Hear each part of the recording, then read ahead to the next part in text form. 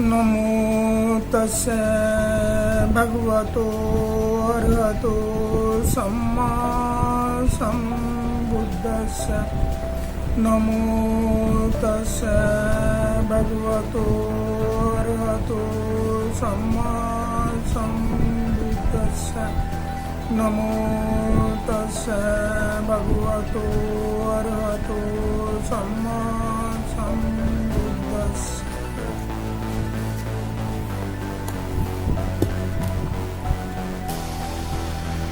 आषाढ़ पूर्णिमा भगवान बुद्ध के जीवन में एक महत्वपूर्ण स्थान रखती है।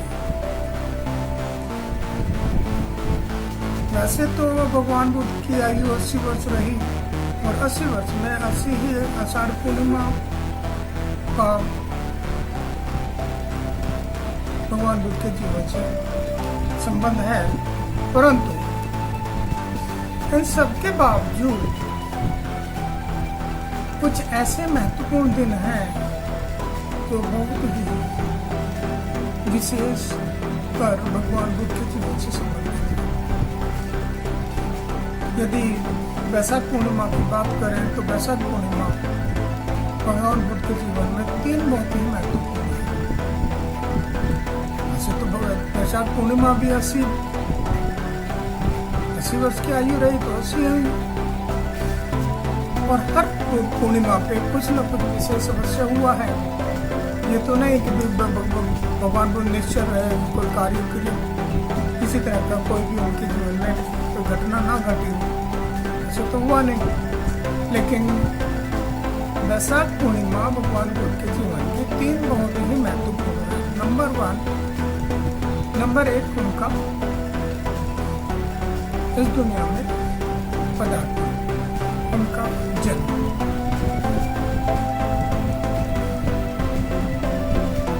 दूसरा, बोधि वृक्ष के नीचे उनका ज्ञान। तीसरा, उनका महापरिनिर्वाण 483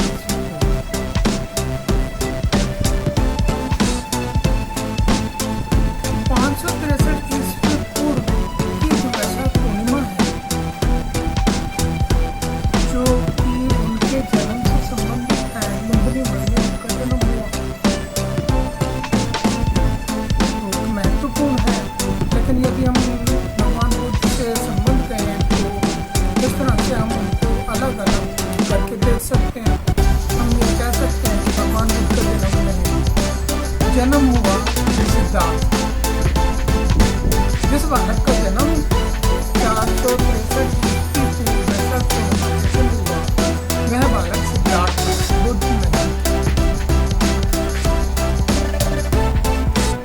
बुद्ध वह बालक बुद्ध बना 528 ईस्वी पूर्व बोधि वृक्ष के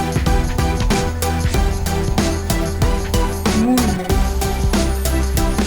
बौद्ध धर्म में तो बालक बुद्ध बना। तो हम ये नहीं कह सकते कि बुद्ध का जन्म 563 करके सिद्धार्थ का जन्म 563 और वो है बालक बुद्ध बना 528 ईस्वी को बौद्ध। भगवान बुद्ध के महापरिनिर्वाण 483 ईस्वी को कुछ नहीं।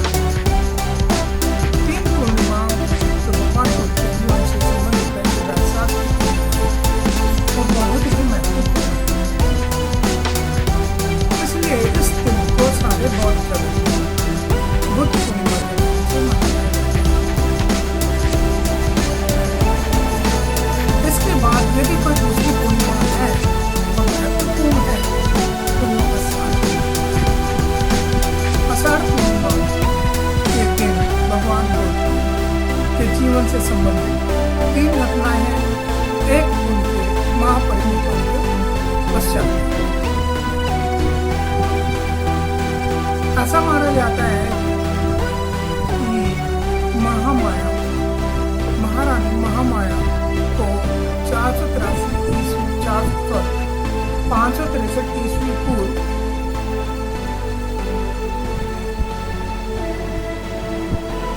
आषाढ़ पूर्णिमा के दिन प्रातः काल के समय अंतिम पहर में स्वप्न आया। उस स्वप्न में उन्होंने देखा कि एक सफेद हाथी आसमान से होता हुआ उनके दाईं तरफ उधर में प्रवेश करता है। हाथी के सूंड में कमल है। रानी ने अपने सपन के विषय में राजा सुधोधन से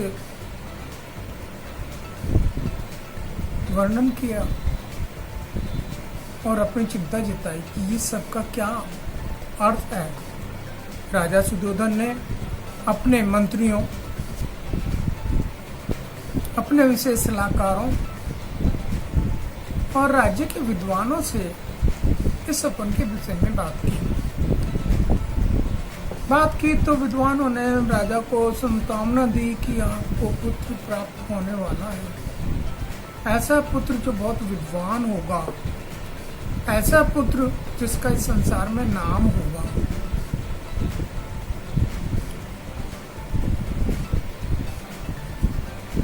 पहली आषाढ़ पूर्णिमा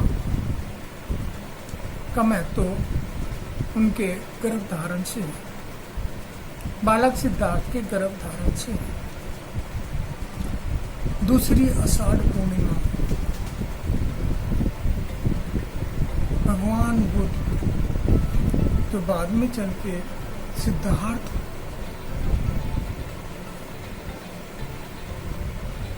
से बने हैं, वही सिद्धार्थ जीवन जगत के दुख से विचलित है। राजमहल में रहते हुए भी उसे बार बार प्राणियों में, मनुष्यों में चारों तरफ दुख ही दुख का वो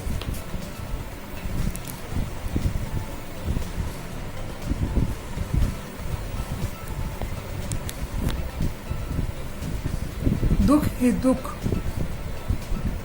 व्याप्त प्रतीत होता है। वह देखते हैं कि मनुष्य कितना दुखी है, तो पल भर के लिए भी सुखी नहीं है। राजमहल में रहते हुए भी उसको राज्य की सारी समस्याओं से जूझ के दुख उनके अंदर जो है प्रवेश कर गया है। उस दुख से वो बहुत पीड़ित है, उसका निवारण चाहते हैं, उस दुख को दूर करना चाहते हैं। बार बार शरीर में उत्पन्न होने वाली क्रियाओं से होने वाले दुख, सुख दुख सुख की जो क्रियाएं हो रही हैं, उनसे जो उनको बड़ा एक कष्ट हो रहा है। उन्होंने आषाढ़ पूर्णिमा के दिन निर्णय किया और घर का, राजमहल का, पत्नी का सब कुछ ऐसे त्याग दिया जैसे कुछ भी नहीं है। पूरा का पूरा संसार उन्होंने, अपना सुख से भरा संसार उन्होंने त्याग दिया। अपने जीवन का इतना बड़ा राज्य है, आगे आने वाले समय में राजा बनने वाले एक राजकुमार, और सबसे बड़ी बात और बहुत ही महत्वपूर्ण कि उसी दिन उन्हें पुत्र प्राप्ति हुई, राहुल, जिसको उन्होंने राहुल कहकर नाम दिया। राहुल मीन्स बाधाएं। उन्हें ऐसा लगा कि पहले उनको यशोधरा बाधा बनी, फिर राहुल पैदा हो गया, एक और बाधा आ गई, इसलिए उन्होंने राहुल को बाधा समझ गृह त्याग करने का निर्णय किया। और रात्रि में राहुल को एक पल निहारते हुए क्षण को साथ ले राजमहल त्याग दिया। इस आषाढ़ पूर्णिमा को भगवान बुद्ध के जीवन में दूसरी घटना माना जाता है, दूसरी महत्वपूर्ण घटना माना जाता है और इसी को महाअभिनिष्क्रमण के नाम से जानते हैं। महाअभिनिष्क्रमण भगवान बुद्ध अपने राजमहल को छोड़ के जंगलों में गए, अलार कालम के पास गए, रामपुत्र उद्योग के पास गए, वहाँ उन्होंने शिक्षाएं ग्रहण की, लेकिन उन्हें संतुष्टि प्राप्त नहीं हुई। जब वह संतुष्ट नहीं हुए तो वह वहाँ से चलते हुए पुरुवेला आए। पुरुवेला में उन्होंने बहुत गहन तपस्या की, साथ में उनके 5 और उनके दूसरे भिक्षु साथी थे जो उनकी सेवा शुश्रूषा में थे, और उन्होंने भगवान बुद्ध से प्रतिज्ञा की थी कि जब भी आपको ज्ञान प्राप्त होगा पहले आप हमें देंगे। हम आपके ज्ञान से, हमें विश्वास है कि आपको ज्ञान अवश्य प्राप्त होगा, आपको शुद्ध ज्ञान अवश्य प्राप्त होगा, आपको बोधि अवश्य ही प्राप्त होगा। परंतु एक दिन भगवान बुद्ध बहुत ही जीर्ण शीर्ण अवस्था में थे। निरंजना नदी में उन्होंने स्नान किया, लेकिन स्नान करने के बाद जब वो नदी से बाहर आने लगे तो उनके शरीर में इतनी जान नहीं थी, इतनी शक्ति नहीं थी कि वो आराम से निकल पाते।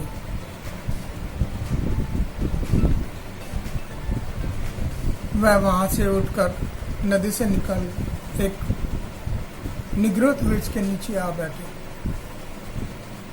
वहां सेनानी गांव की एक कन्या, एक नारी, जिसने ये प्रतिज्ञा की हुई थी कि यदि मेरे को पुत्र प्राप्त होगा तो मैं ये निग्रोध वृक्ष का जो देवता है उसको 500 गायों का दूध से बनी खीर समर्पित करूंगी। उसने अपनी दासी को भेजा। जब दासी ने भगवान बुद्ध को वहां बैठे हुए देखा तो वो बड़ी खुश हुई कि आज तो समय ही देवता यहाँ प्रकट हो गए हैं, निग्रोध देवता प्रकट हो गए हैं। उसने जाकर सुजाता को बताया और सुजाता जैसे ही सुना पाकर निग्रोध वृक्ष पे आई और भगवान बुद्ध को देख के उनको नमन किया, नमन कर उन्हें खीर खिलाई। खीर खाने के पश्चात भगवान बुद्ध ने निर्णय किया कि शरीर को ज्यादा कष्ट देना, शरीर को इतना कष्ट देना किसी चीज को पाने के लिए कि शरीर ही ना रहे, ये तो बहुत ही अन्यायपूर्ण है। और शरीर को राजमहल में रहकर उन्होंने पहले ही जान चुके थे कि कितने लेविसली, कितने सौंदर्य के साथ, कितने सुख सुविधाओं के साथ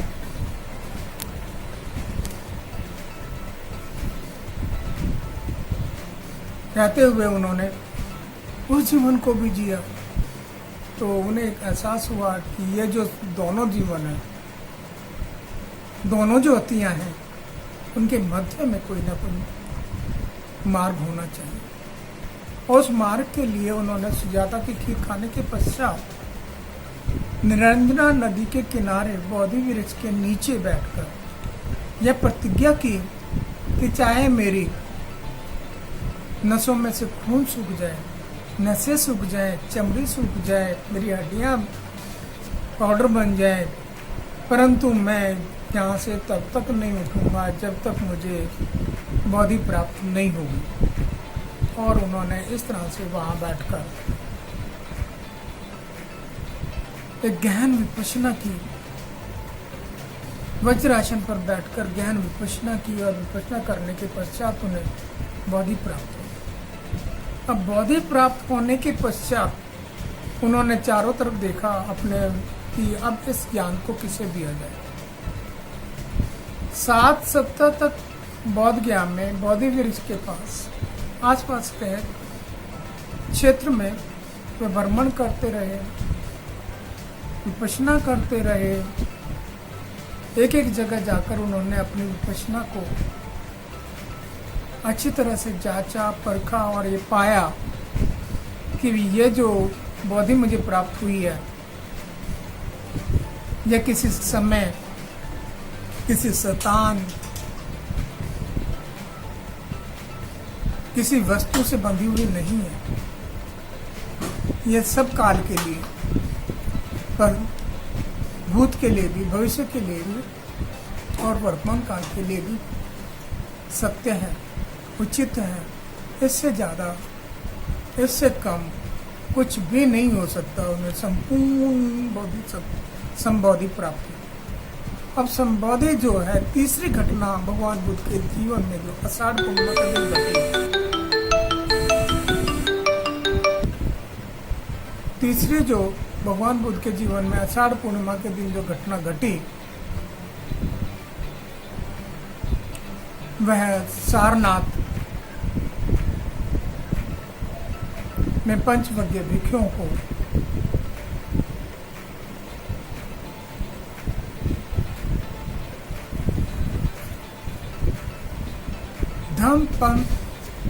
धम्म परिवर्तन चक्र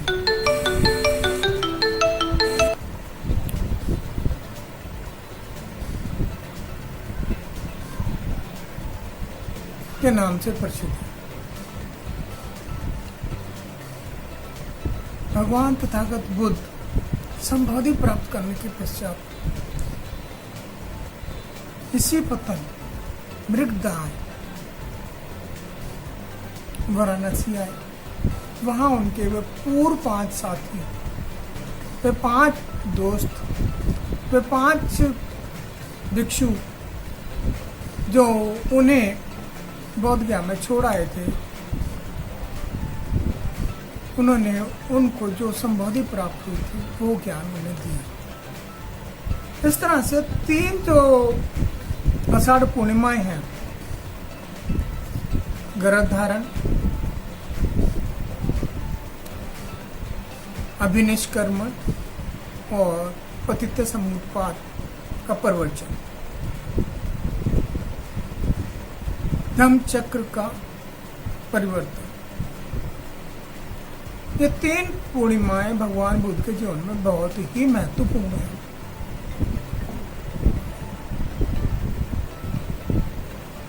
सबसे ज्यादा महत्वपूर्ण अब इन तीनों में से किसे कहा जाए, यह डिसाइड करना बड़ा ही असंभव सा है। यदि भगवान बुद्ध का जन्म गर्भधारण न होता तो वो अभिनिष्कर्मण न करते, यदि अभिनिष्कर्मण न करते तो वो संबोधि प्राप्त नहीं होती, संबोधि प्राप्त नहीं होती तो वो धम्मचक्र परिवर्तन नहीं होता। तो एक से बढ़कर एक, तीनों की तीनों जो आषाढ़ पूर्णिमाएं बहुत ही महत्वपूर्ण है। और उसके पश्चात चौथी जो महत्वपूर्ण है आषाढ़ पूर्णिमा, वो है 483 ईस्वी पूर्व। आषाढ़ पूर्णिमा 483 ईस्वी पूर्व। इस दिन भगवान बुद्ध के महापरिनिर्वाण के पश्चात राजगीर में प्रथम संगति हुई, जो 7 माह तक चली और इसमें 500 अरहत भिक्षुओं ने भाग लिया, जिसकी अध्यक्षता महाकश्यप ने की। राजा मगध के राजा, राजगीर के राजा अजातशत्रु ने उनको आश्रय दिया। और महत्वपूर्ण बात वह तब रही जिसमें उपाली, जो कि कपिल वस्तु का एक नापिक था, एक इतना विद्वान बना कि वो प्रथम विनयधर प्रमुख बना। भगवान बुद्ध की संगत में आने के पश्चात, वो बोधि प्राप्त करने के पश्चात प्रथम विनयधर प्रमुख बना। उन्होंने विनय पिटक का संज्ञान किया। जो विनय पिटक आज सभी भिक्षुओं के लिए विनय का आदर्श बना हुआ है। विनय अर्थात नियम, भिक्षुओं के लिए नियम, किस तरह से भिक्षु अपने जीवन को किस तरह से जीवन यापन करेंगे। साथ ही तब उसी समय आनंद, जो कि भगवान बुद्ध के चचेरे भाई भी थे, ने सुत का संज्ञान किया और वो सुत पिटक में संग्रहित की गई। इन सुत पिटक को 5 पुस्तकों में संग्रहित किया गया है और इन विनय पिटक और सुत पिटक में 84,000 सुत संग्रहित हैं, जो कि आज हमारे लिए एक बहुत ही बड़ा समृद्धिशाली साहित्य है। यह आषाढ़ पूर्णिमा भी उतनी ही महत्वपूर्ण है जितनी आषाढ़ पूर्णिमा 563 ईस्वी पूर्व थी, 528 ईस्वी पूर्व थी और 583 ईस्वी पूर्व में भी उतनी ही महत्वपूर्ण है। 538 में जब भगवान बुद्ध ने ऋषिपतन में मृगदाय में प्रवचन दिया, वहां से लेके वो 583 ईस्वी पूर्व तक 45 वर्ष तक भगवान बुद्ध ने जितने भी प्रवचन दिए, उस समय में आनंद भगवान बुद्ध के साथ 25 वर्ष तक उनकी सेवा में रहे। 25 वर्ष का जो उनका जो एक्सपीरियंस है भगवान बुद्ध के साथ का, उन्होंने सुत पिटक में संग्रहित किया।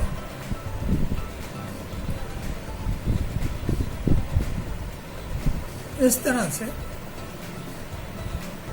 आषाढ़ पूर्णिमा भगवान बुद्ध के जीवन और जीवन के बाद भी बहुत महत्वपूर्ण रही। इनके साथ साथ आषाढ़ पूर्णिमा का महत्व बुद्धिज्म में 483 ईस्वी पूर्व से 45 वर्ष पूर्व अर्थात 538 ईस्वी पूर्व जब भगवान बुद्ध ने ऋषिपतन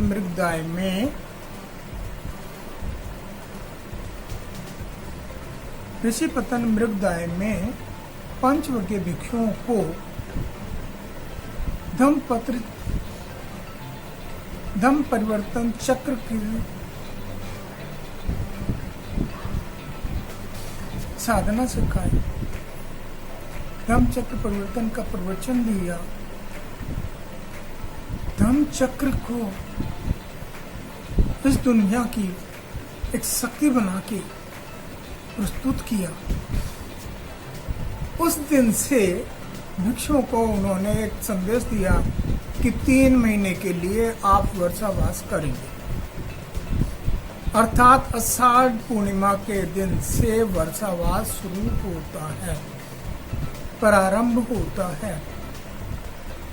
प्रतिवर्ष भिक्षु संघ आषाढ़ पूर्णिमा के दिन से 3 वर्षों के लिए एक ही स्थान पर विनय पिटक के अनुसार वर्षावास करते हैं। वर्षावास की आवश्यकता क्यों है? भगवान बुद्ध ने ऐसा क्यों कहा कि आप 3 महीने तक कहीं नहीं जाएंगे, एक ही स्थान पर, एक ही मोनेस्ट्री में, एक ही विहार में रहकर अपना साधना करेंगे, अपनी परिपक्वता करेंगे, अपने धर्म को सीखेंगे। इसके पीछे 3 महत्वपूर्ण कारण हैं। नंबर 1, वर्षा ऋतु में बहुत सारे जीव जंतु उत्पन्न हो जाते हैं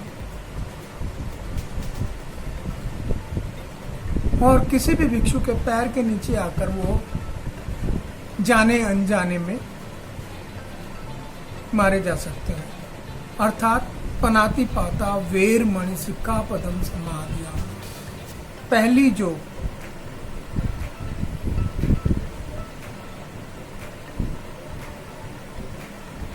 हमारा बुद्धिज्म का पंचशील है वो टूट जाता है।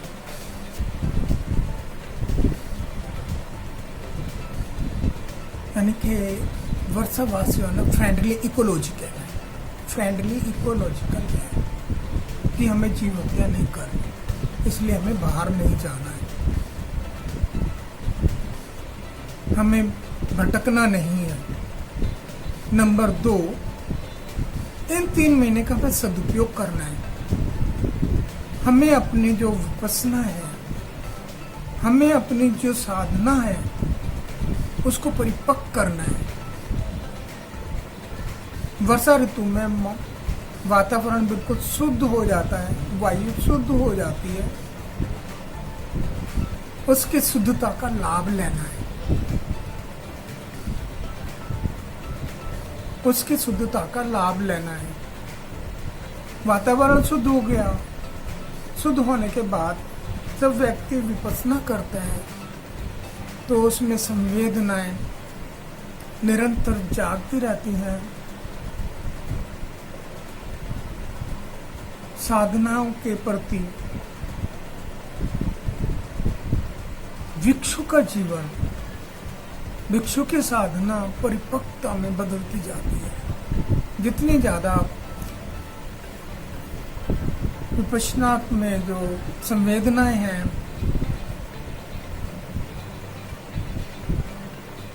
चारों तरह की संवेदनाएं परिपक्व होती हैं। कायासु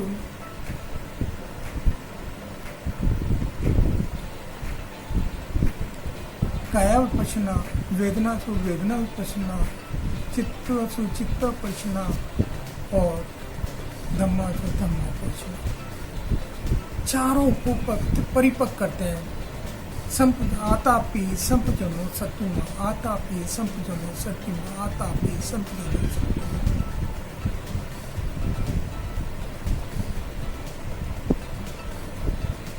मनुष्य की जो प्रवृत्तियां हैं,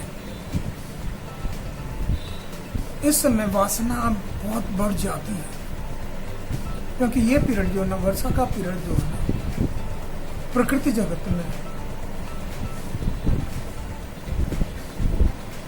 ब्रीडिंग पीरियड के नाम से जाना जाता है। इन वासनाओं से दूर रहने के लिए, इन वासनाओं पर नियंत्रण करने के लिए, उनसे छुटकारा पाने के लिए विपස්සना बहुत ही आवश्यक है। इसलिए वर्षावास का महत्व बहुत ज्यादा है।